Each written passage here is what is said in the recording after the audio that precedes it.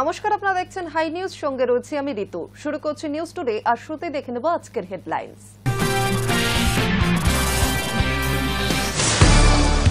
জাল পাসপোর্ট মামলায় ফের অ্যাকশন ইডি। এবার স্ক্যানারে এক কাঠমিস্ত্রি এবং তার ভাই। সাত সকালে নদিয়ার চাকদহে হানা দেন তদন্তকারীরা। জিজ্ঞাসাবাদের জন্য কাঠমিস্ত্রি এবং তার ভাই ও বাবাকে আটক করেছে ইডি।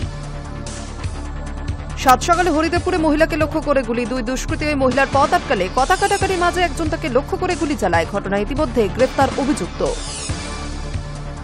সিউড়িতে আদিবাসী প্রৌঢ়াকে গণধর্ষণ। অচৈতন্য অবস্থায় তাকে সিউড়ি হাসপাতালে ভর্তি করা হয়। ঘটনার তদন্তে এসে বিজেপি পুলিশ তুলকালাম।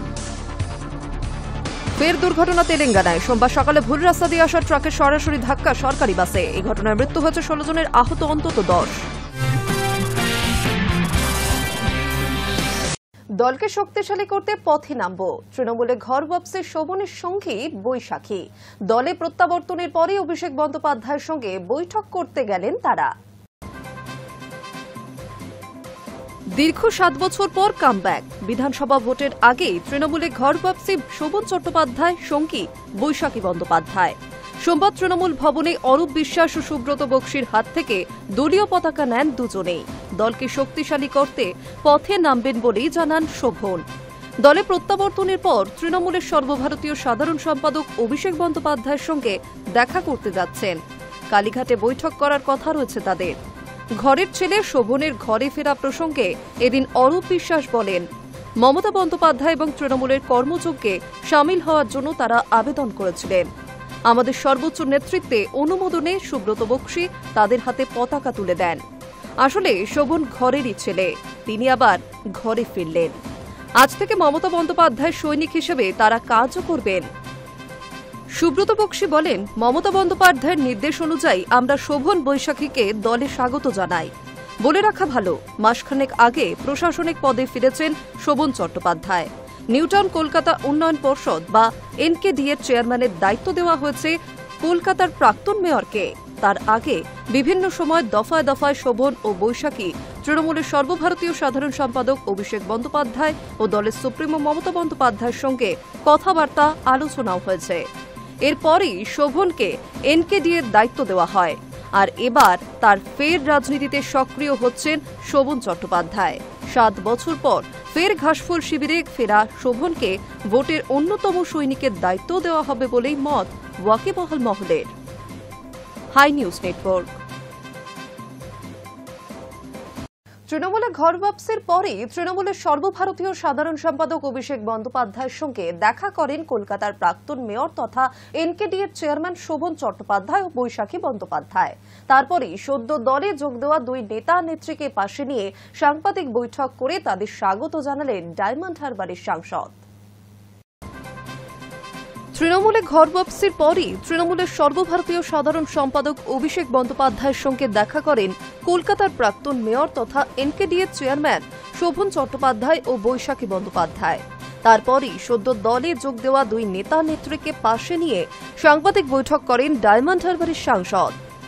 শোভন বৈশাখীকে স্বাগত জানিয়ে তিনি বললেন, দল বেছে নেওয়ার অধিকার প্রত্যেকের আছে। উনি দীর্ঘদিন সক্রিয় রাজনীতি থেকে দূরে ছিলেন, এবার আমাদের সঙ্গে লড়াই করবেন।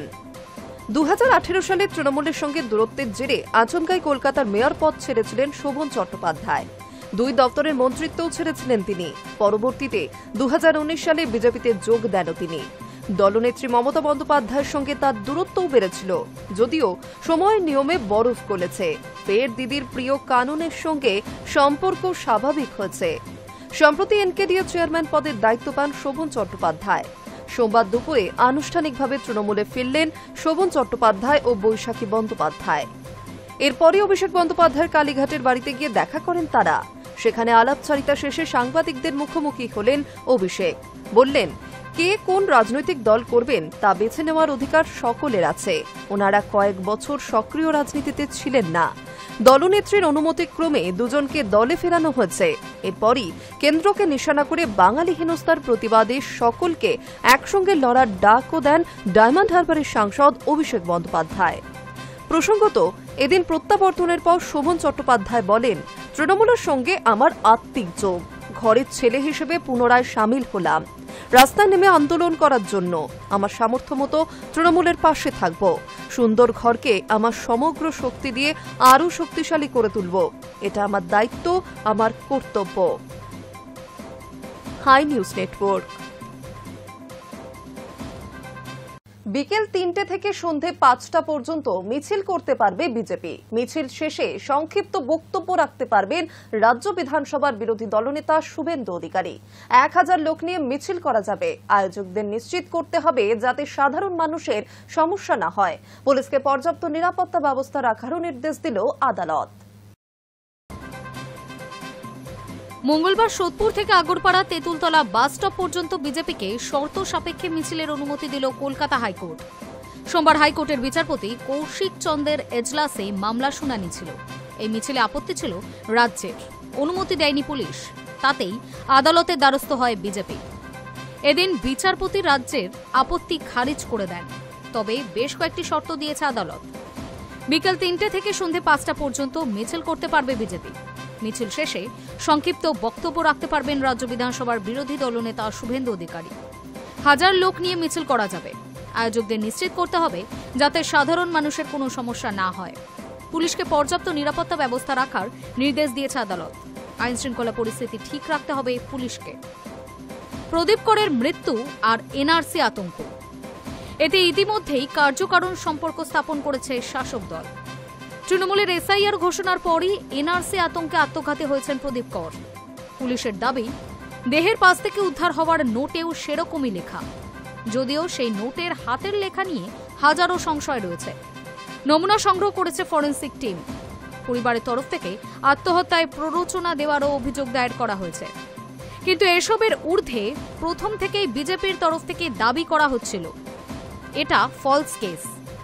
রাজ্য বিধানসভার বিরোধী দলনেতাও স্পষ্টত জানিয়ে দিয়েছে, যেখানে ২০০২ সালের ভোটার লিস্টে নাম রয়েছে প্রদীপ করের, তবে তিনি কেন আত্মঘাতী হবেন?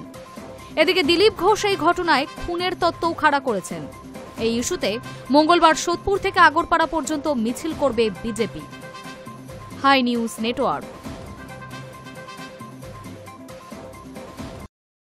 এসআইআর আতঙ্কে ফের মৃত্যুর অভিযোগ। মৃতা হাসিনা বেগম ডানকুনির বাসিন্দা। পরিবারের দাবি, ২০০২ সালের ভোটার লিস্টে হাসিনা বেগমের নাম নেই, আর তা জানার পর থেকেই আশঙ্কায় ছিলেন তিনি। সেই চিন্তায় হৃদরোগে আক্রান্ত হয়ে তার মৃত্যু। এসআইআর আতঙ্কে ফের মৃত্যুর অভিযোগ। মৃতের নাম হাসিনা বেগম। তিনি ডানকুনি পৌরসভার ২০ নম্বর ওয়ার্ডের নজরুল পল্লীর একটি ভাড়া বাড়িতে বীর সঙ্গে থাকতেন।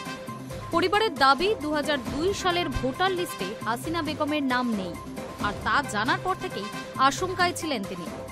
ঘটনার খবর পেয়েই এলাকায় ছুটে গিয়েছেন ডানকুনি পৌরসভার পুরপ্রধান হাসিনা শাবনাম।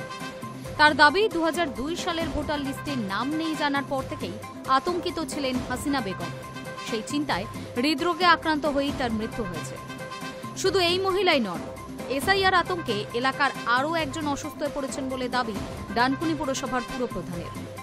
তৃণমূলের অন্যতম রাজ্য সাধারণ সম্পাদক কুণাল ঘোষ এই ইস্যুতে বিজেপিকে তীব্র আক্রমণ শানান। বলেন, এসআইআর এর যে প্যানিক বিজেপি তৈরি করেছে, অর্থাৎ ধারে বারে করে দেব, নাম কেটে দেব, বাংলাদেশে পাঠিয়ে দেব, এই চাপে সাধারণ মানুষ আতঙ্কিত হয়ে যাচ্ছে।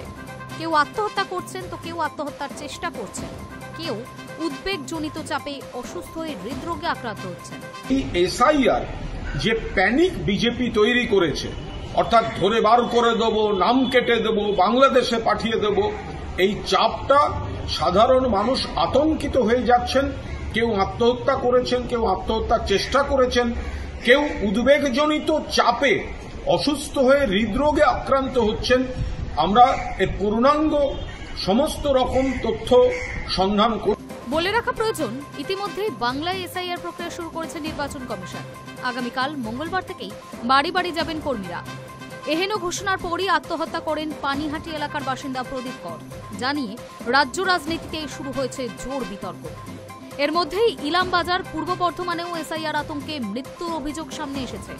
এর মধ্যেই ডানকুনি হাসিনা বেগমের মৃত্যুর খবর সামনে আসতেই ফের বিতর্ক। যদিও স্থানীয় বিজেপি নেতা দেবাশিস মুখোপাধ্যায় বলেন, এসআইআর নিয়ে আতঙ্কিত হওয়ার কিছু নেই, মানুষকে বিভ্রান্ত করতে হেন বিরোধিতা করা হচ্ছে। শুধু তাই নয়, তৃণমূল মৃত্যু নিয়ে রাজনীতি করছে বলেও অভিযোগ বিজেপি নেতার। Hi news network.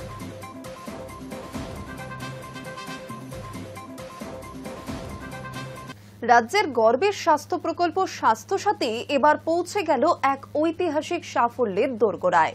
2025 সালের 31 অক্টোবর পর্যন্ত এই প্রকল্পের আওতায় 1 কোটি মানুষ হাসপাতাল থেকে চিকিৎসা পরিষেবা নিয়েছেন। সমাজ মাধ্যমে জানালেন মুখ্যমন্ত্রী মমতা বন্দ্যোপাধ্যায়।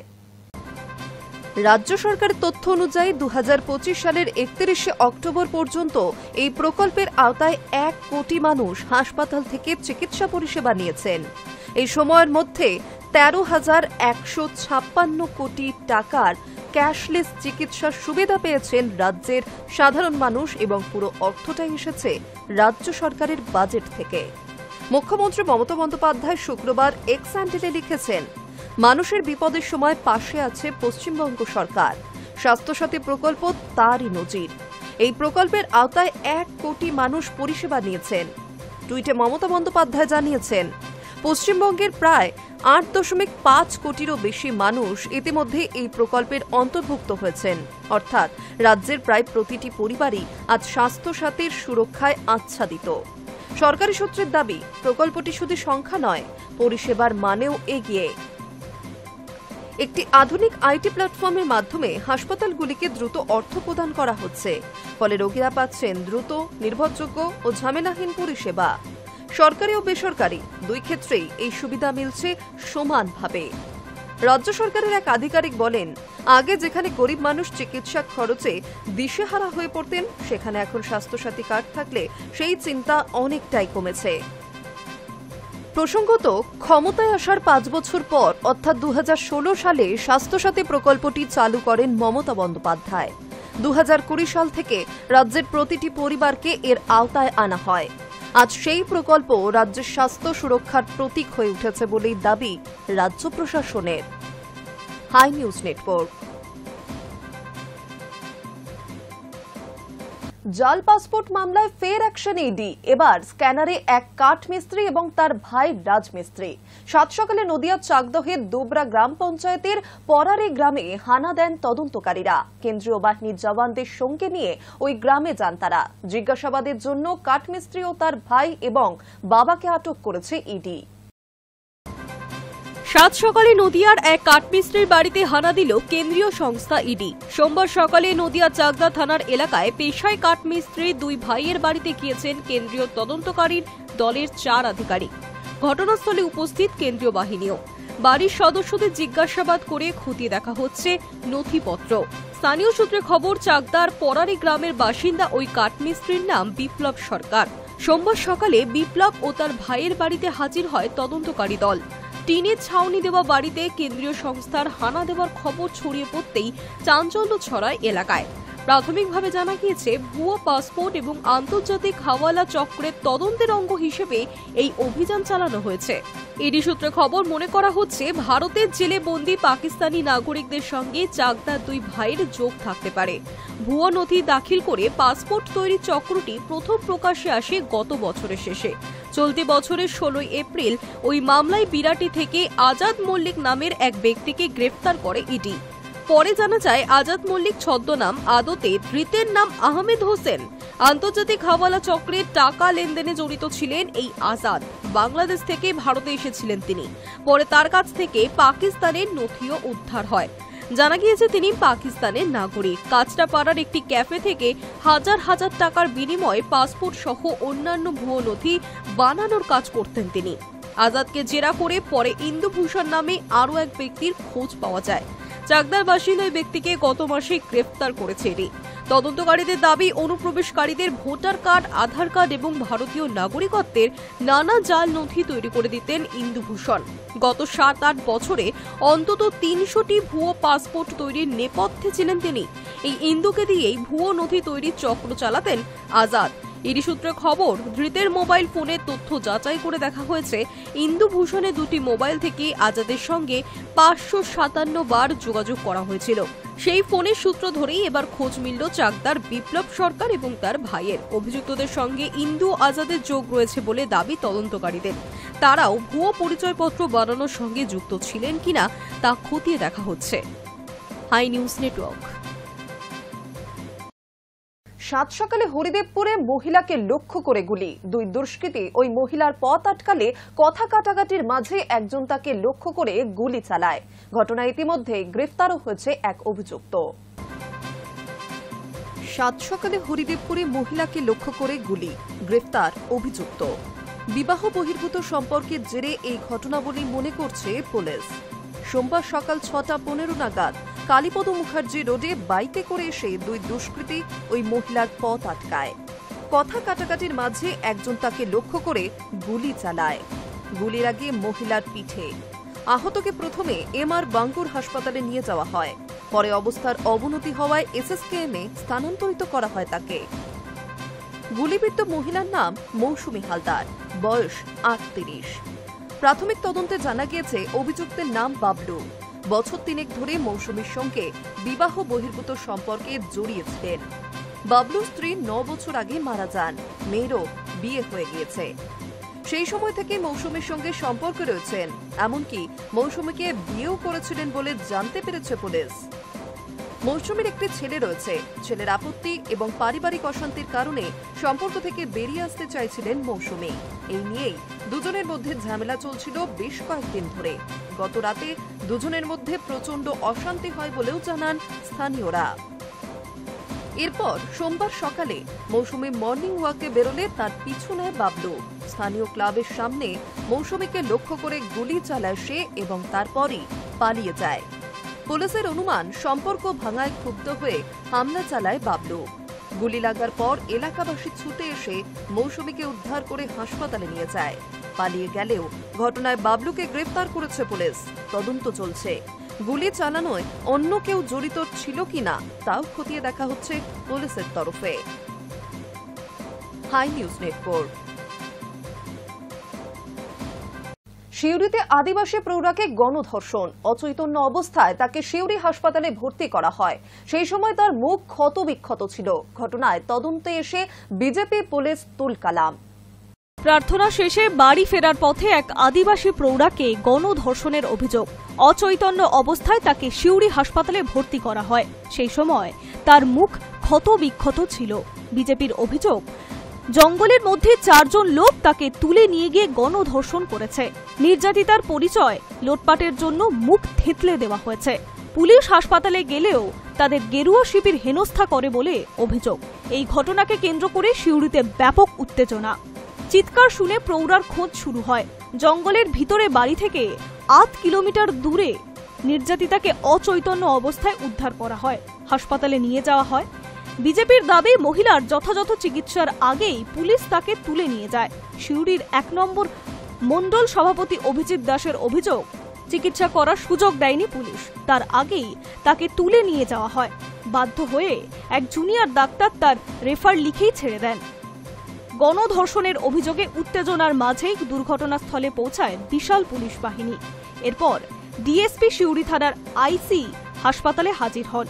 সেই সময় নির্যাতিতার ছেলেকে নিজের হেফাজতে নেওয়ার জন্য বিজেপি চেষ্টা করে বলে অভিযোগ। ডিএসপিকে হেনস্থা করা হয় বলে পুলিশের দাবি। তদন্তকারীরা জানান, নির্যাতিতাকে বর্ধমান মেডিকেল কলেজ ও হাসপাতালে নিয়ে যেতে বাধা দেয় গেরুয়া শিবির। বলে রাখা ভালো, নারী নির্যাতন রুখতে বারবারই 0 টলারেন্স নীতি পুলিশের। তাই অভিযোগ পাওয়া মাত্রই শুরু হয় জোরদার তদন্ত। জঙ্গল লাগোয়া এলাকায় নমুনা সংগ্রহের কাজ করছে পুলিশ। কে বা কারা এই ঘটনার সঙ্গে জড়িত তা খতিয়ে দেখা হচ্ছে। খুব শীঘ্রই অভিযুক্তরা গ্রেফতার হবে বলে দাবি তদন্তকারীদের।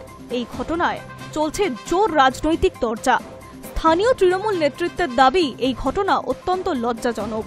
পুলিশ অভিযুক্তদের বিরুদ্ধে যথোপযুক্ত ব্যবস্থা নিশ্চয়ই নেবে। বিজেপি ইচ্ছাকৃতভাবে এই ঘটনা জোর করে রাজনৈতিক রং লাগানোর চেষ্টা করছে বলে দাবি শাসক শিবিরের। Hi news Network.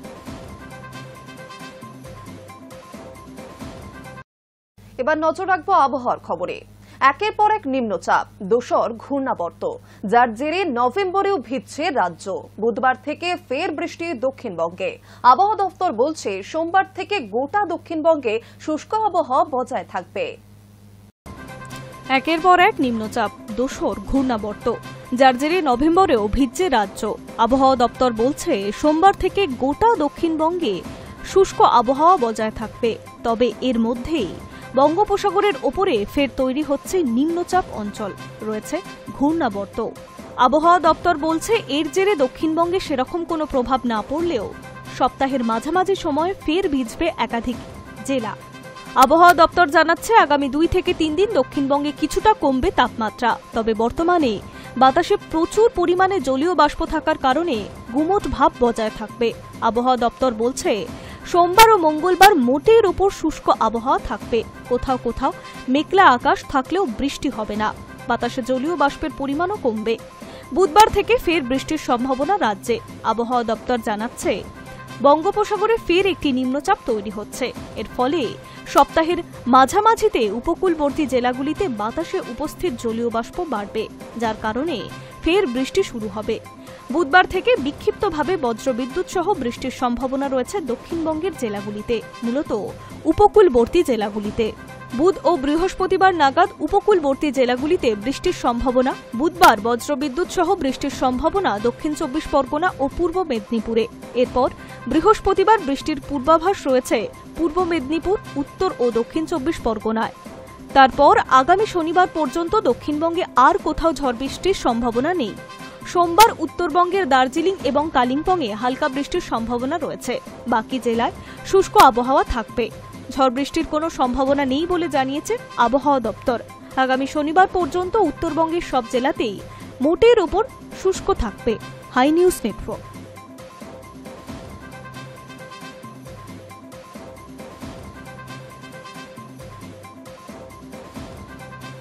News today এখন এই পর্যন্তই। আরও অন্যান্য খবরের জন্য নজর রাখুন হাই নিউজে। নির্ভীক, নিরপেক্ষ।